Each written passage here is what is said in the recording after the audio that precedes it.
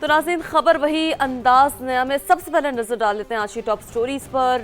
ایران کا پہلے انکار اب مذاکرات کی بھیک مانگ رہا ہے، یہ دعویٰ کر رہے ہیں جی امریکی صدر ڈونلڈ ٹرمپ۔ ایران میں اہداف حاصل کرنے سے صرف 2 ہفتے دوری کا انہوں نے اعلان کر دیا ہے، یہ بھی ایک بہت بڑا سٹیٹمنٹ ہے۔ بالکل، اور کافی دیر آج انہوں نے گفتگو کی ہے اور بات چیت کی ہے، تقریباً کوئی اپروکسیمیٹلی 1.5 گھنٹہ انہوں نے گفتگو کی ہے، اور اس میں انہوں نے یہی کہا ہے کہ وہ یہ بتا رہے ہیں کہ ایران ان سے مذاکرات کی بھیک مانگ رہا ہے۔ تو اس کے ساتھ ساتھ ایران کا اسرائیل پر ایک اور تگڑا وار، کلسٹر میزائل داغ دیے ہیں۔ اسرائیل کا ڈیفنس سسٹم آئرن ڈوم ایرانی میزائل روکنے میں ناکام ہو گیا ہے، اور مختلف علاقوں میں تباہی بھی ہم یہ دیکھ رہے ہیں، خاص طور پر تہران اور اصفہان پر اسرائیل نے بم بھی برسائے۔ بالکل، تو یقینی طور پر جب یہ ہوتی ہے سچویشن تو جو سب سے زیادہ جو ہے وہ غور ہو رہا ہوتا ہے وہ یہ ہو رہا ہوتا ہے کتنے افراد، کتنی کیجویلٹیز ہوئی ہیں۔ تو متعدد افراد کے زخمی ہونے کی اطلاعات ہیں۔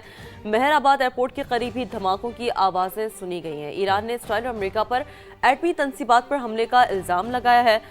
پاسداران انقلاب نے مشرق وسطی میں امریکی کمپنیوں کو نشانہ بنانے کا اعلان کر دیا ہے۔ تو بہت کچھ ہو رہا ہے مشرق وسطی میں، اور جیسے کہ سچویشن روم سے ہم لمحہ بلمحہ ہر منٹوں میں، ہر لمحوں میں کچھ نہ کچھ ڈیولپمنٹ ہو رہی ہے۔ بالکل، اور اس کے ساتھ ساتھ نہ صرف ہم مشرق وسطی کی صورتحال پر نظر رکھے ہوئے ہیں، سچویشن روم سے ہم اپنے پروگرام میں یعنی خبر وہی انداز نیا میں آپ کو اس سے متعلق آگاہ کریں گے، اور اس کے ساتھ ساتھ یہ کیسے ہو سکتا ہے کہ ہمارا پروگرام ہو اور اس میں کھیل کی کوئی خبر شامل نہ ہو۔ تو جناب کھیل کے میدان سے بھی ہم خبریں شامل کریں گے، اور بات ہوگی موسم کی بھی، یعنی کہ کہاں پر کیسا ویدر ہے، کہاں بارش ہو سکتی ہے، کہاں گرمی کا آغاز ہو سکتا ہے، اور کہاں ابھی بھی اس موسم میں بھی ٹھنڈ چل رہی ہے۔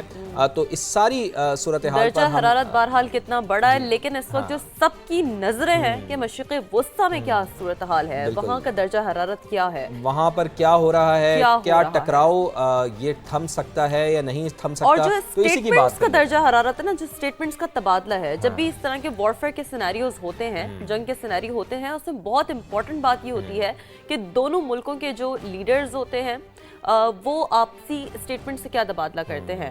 تو ایران نے پہلے انکار کیا، اب مذاکرات کی بھیک مانگ رہا ہے۔ ایران میں اپنے تمام اہداف حاصل کرنے سے صرف 2 ہفتے دور ہیں۔ امریکی صدر کا ایک بہت بڑا دعویٰ ہے، آج انہوں نے گفتگو کی ہے، اور جیسے کہ فواد آپ بتا رہے ہیں لگ بھگ 1.5 گھنٹہ انہوں نے بات کی ہے۔ کہا کہ ایران نے 8 جہاز بھیجنے کا کہا، اب دنیا جان گئی کہ مذاکرات ہو رہے ہیں۔ باتوں باتوں میں آبنہ ہرمز کو آپ نے ٹرمپ بھی کہہ دیا۔ اچھا، یہ ہم نے دیکھا ہے بڑا یہ امریکی صدر کا ایک خاص انداز ہے کہ وہ اس طرح کے جو نام ہے وہ تھوڑا بہت وہ کر رہے ہوتے ہیں، سامنے آ رہے ہیں۔ لیکن ان کی وجہ تو یہی ہے نا کہ ان کی چاہت یہی ہے کہ آبنائے ہرمز پر ان کا کنٹرول ہو۔ جیسا کہ ابھی ماضی میں بھی آپ نے شیرین دیکھیں، یاد ہوگا آپ کو، جس میں انہوں نے کہا تھا کہ جی میں اور مجتبیٰ خامنہئی جو وہاں کے سپریم لیڈر ہیں، تو ہم دونوں مل کر آبنائے ہرمز پر کنٹرول کریں گے۔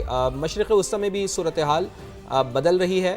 ابراہم ایکارڈ معاہدے پر عمل کا وقت آ گیا ہے۔ صدر ڈونلڈ ٹرمپ کی ایک بار پھر وزیر اعظم میاں محمد شہباز شریف کی تعریف، بہت اہم گفتگو کی انہوں نے، اور اس میں دیکھیں ایک تو وہ پاکستان کی اور جو بھارت کی جنگ ہوئی تھی، اور اس میں جو رفائل طیارے ہم نے گرائے تھے جس کو وہ کبھی نہیں بھولتے، آج کی گفتگو میں بھی انہوں نے اس کا ذکر کیا، یاد دلاتے رہے، ہاں یاد دلاتے رہے۔ اور ساتھ ساتھ سب سے اہم بات جو پاکستان کے حوالے سے ہے، پاکستان کی ثالثی کے حوالے سے، اور جو کردار پاکستان نے ادا کیا ہے اس کا ڈونلڈ ٹرمپ اعتراف بھی کر رہے ہیں، اور یہی وجہ ہے کہ ہمارے وزیر اعظم پاکستان میاں محمد شہباز شریف کی انہوں نے بہت تعریف کی ہے۔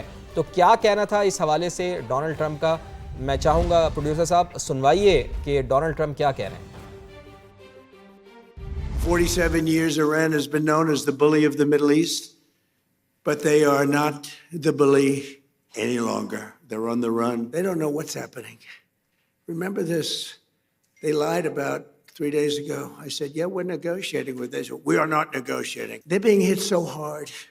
Anybody. They're begging to make a deal. They said, we're going to send you 8 ships of oil. And then people realized we were actually negotiating. We're negotiating now, and they have to open up the Strait of Hormuz. The Middle East will be transformed, and the future of that region is never, I don't think it's ever looked brighter. You couldn't have, we did the Abraham Accords. I hope you're going to be getting into the Abraham Accords finally.